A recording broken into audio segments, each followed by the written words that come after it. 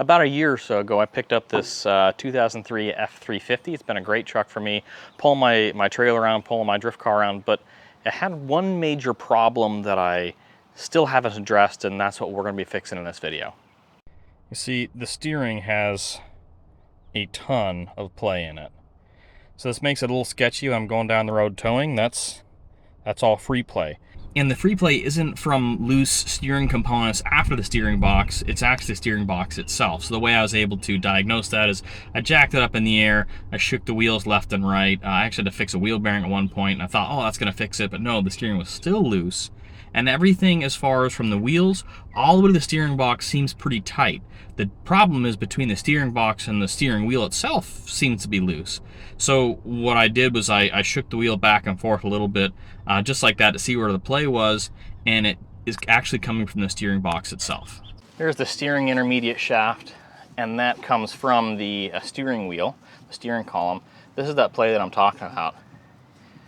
See, everything is moving, but the steering box isn't, and that's because the steering box is loose between, there's some free play between the pinion gear right here to the steering gear inside of it. So that's the biggest problem right there, is being able to correct that play, and we're going to do that by replacing the steering box.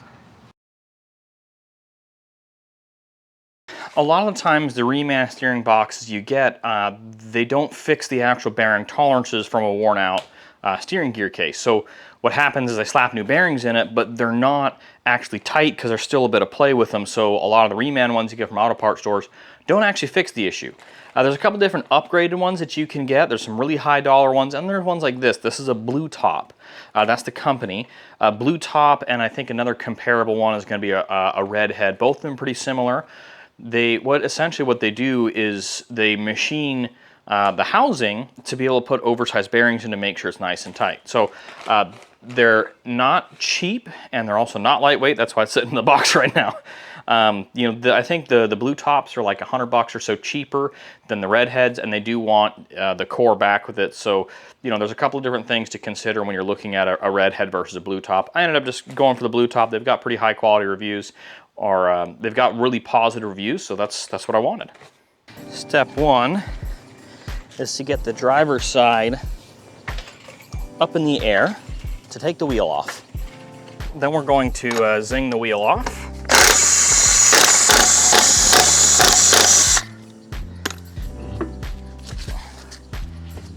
What this does, this gives us access to 3 mounting bolts here, and then right inside of here there's a cover that we're going to pop off, because we got to be able to take the lines off of the top. And then we've got to be able to undo the steering shaft as well. That way we can drop it out. But that'll come later. First, we got to undo everything on the bottom side. One of the things that we need to undo is this nut right here. This is for the drag link to the pitman arm. We're going to undo this nut so that way we can be able to drop the steering box out. Well, that came loose relatively easily. That was really quite surprising. To get this to drop out, we're going to give it a good couple of smacks with a big hammer. What we're going to do at this point is we're going to crack the lines loose. They're 16 millimeter or whatever that converts to in inches. I've got my drain pan below. I'm going to get the lines loose up top. Sorry, this is in the way, so you can't really see what I'm doing here, but just know there's a couple of lines back there. Got our little bits of power steering fluid, or ATF, dribbling out there because we were able to crack one of the lines loose. So we're just going to let that drain on out.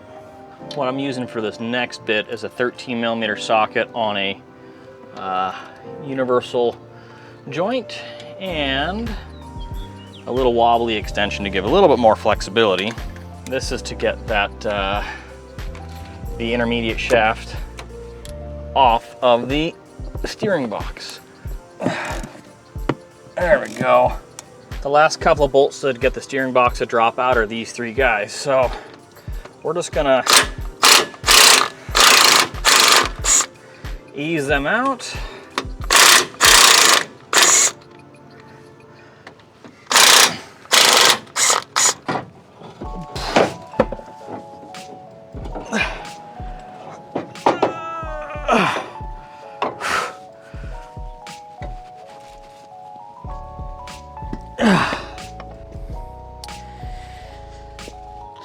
I also opted to get a new pitman arm when I did this, so there's the old one.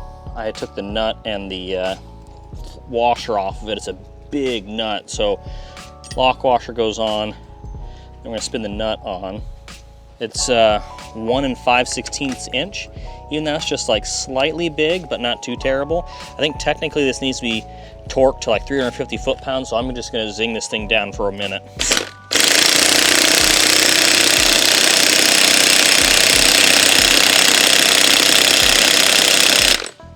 Okay, this is probably gonna need an alignment afterwards because things have worn. This is spun a little different, but yeah, there we have it. And the next part is probably the hardest of the whole thing, is putting this big heavy steering box in the car, because this weighs like 30 pounds. So you gotta get it up in there, hold it up in there, get the bolts into it. It's a huge pain. So let's see what I can manage.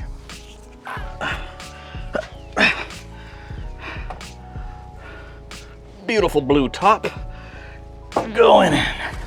Oh, okay.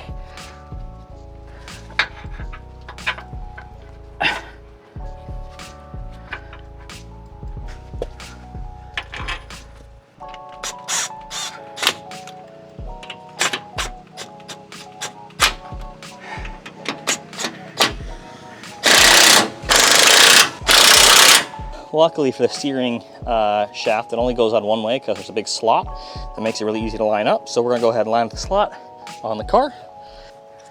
Okay, the slot is over there.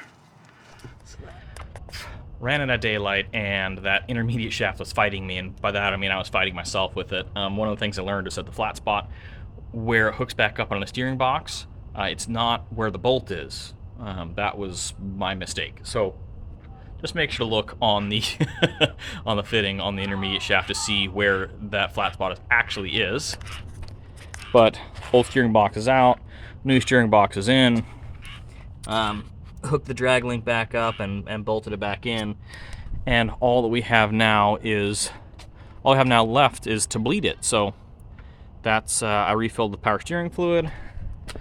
I've got this underneath just to make sure to capture if it leaks anything. One of the things that you'll still need to make sure you do is replace the O-rings for the power steering lines that go on the steering box. I grabbed a universal package of Viton, whatever, O-rings from O'Reilly, and I slapped some new ones on and then tightened it all back down. So I guess let's go start it up and bleed the power steering. To bleed it, you need both sides in the front off the ground. So this side I've got a jack and jack 10 underneath it. That side I've got the jack pretty far out. But I was being lazy and I didn't want to pull off the wheel, so that's how that ended up. Something else that you have to do to keep the warranty on this, which I already did, but once again it's dark. So one of the blue top warranty requirements is fresh fluid. You put dirty fluid through it, voids your warranty. So what you have to do is pour fresh fluid in while you watch it, you know, dump out the bottom. That way you've got fresh, clean fluid in your brand new steering gear. So already done that. What gets a little interesting with bleeding steering on this is that because it's a diesel, it has Hydro Boost, you have to do some things to bleed the air out of the brakes as well as out of the power steering system. So you can already tell that that play that I had is gone. It's up, it's off the ground, so the steering after is really light right now, but that play I had is pretty much entirely gone. So I know I fixed the problem. When it comes to bleeding the brakes or bleeding the system on a diesel, we're gonna repeat this process a couple of times. We're gonna fire it up, turn it lock to lock. We're gonna go all the way to the lock to where we get the pressure leaf right all the way to one side, and we're gonna pump the brakes a little bit, and they'll go all the way back to that other side and pump the brakes a little bit. That kicks all the air out. And then we'll shut it off and go back and check our fluid level, refill it to the full cold level every time, and keep doing that until it feels good. Another thing that's a good idea as well is that when you're doing this, don't fire it up immediately. Like, just crank it a couple of times to let it build pressure and put fluid through the system. With the diesel, it's easy because, well, it doesn't want to fire up because of the glow plugs. But now we've done that a couple times, we should be good to go ahead and start it up. Now we're going to turn it all the way to one side. Ugh. And pump the brakes a couple of times. It's really barking at me. Means we probably got some air. I'll go back the other way.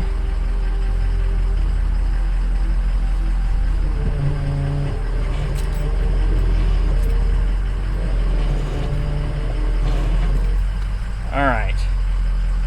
Now we're gonna go check our fluid level. All right, whoop, we were empty, so we're refilling now.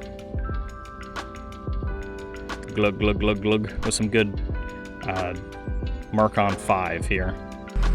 And here we go all the way to the one side. We're pumping the brakes. No more noises. That's a good sign, means we probably worked all the air bubbles out. Let's go back the other direction.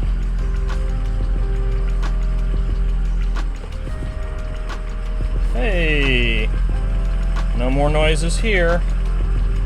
We're gonna do this a couple more times just to be sure. And then we'll put it on the ground and see how it does. It's feeling pretty good now. All right, sitting on the ground now. No problems. All right, back the other direction.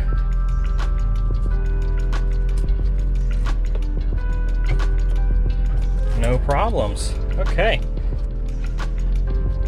Just look at, that is so much like, okay. So that's not even, there's no play. Like that's the play right there, right there. And it's so easy to turn. Way better than it was. That's awesome. It's been over a month since I installed that steering box in my truck, and I can honestly say huge improvement. Top-notch quality as far as I'm concerned. That steering box really tightened everything up, and haven't had any issues with it whatsoever. Still need to go get the truck aligned. It's a little off-center, obviously, because, you know, new stuff versus old worn-out stuff. But yeah, drives great. I'm super stoked with it. If you're hesitant about a blue top because it's cheaper than a lot of the other higher performance rebuild ones, I would be sweating it. I would have zero issues buying another one from Blue Top.